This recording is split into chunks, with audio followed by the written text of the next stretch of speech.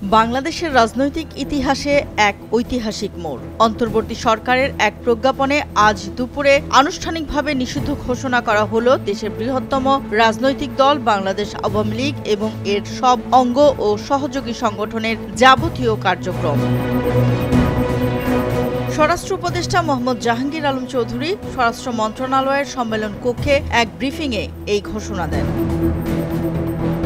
তিনি বলেন, আইন যেটা হয়েছে সেটা কার্যকর করার দায়িত্ব স্বরাষ্ট্র মন্ত্রণালয়ের। এই প্রজ্ঞাপনের পর আওয়ামী লীগ কোনো ধরনের অস্থিরতার চেষ্টা করলে সঙ্গে সঙ্গে ব্যবস্থা নেবে আইন শৃঙ্খলা রক্ষা বাহিনী।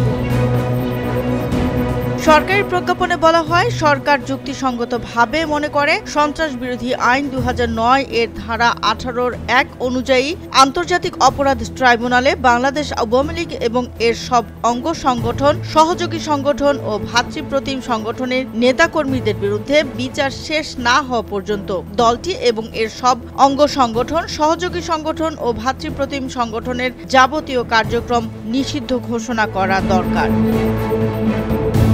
এ অবস্থায় আওয়ামী লীগ এবং এর সব অঙ্গ সংগঠন, সহযোগী সংগঠন ও ভ্রাতৃপ্রতিম সংগঠনের যে কোনো ধরনের প্রকাশনা, গণমাধ্যম, অনলাইন ও সামাজিক যোগাযোগ মাধ্যমে যে কোনো ধরনের প্রচারণা, মিছিল, সভা সমাবেশ, সম্মেলন আয়োজন সহ যাবতীয় কর্মকাণ্ড নিষিদ্ধ ঘোষণা করা হলো।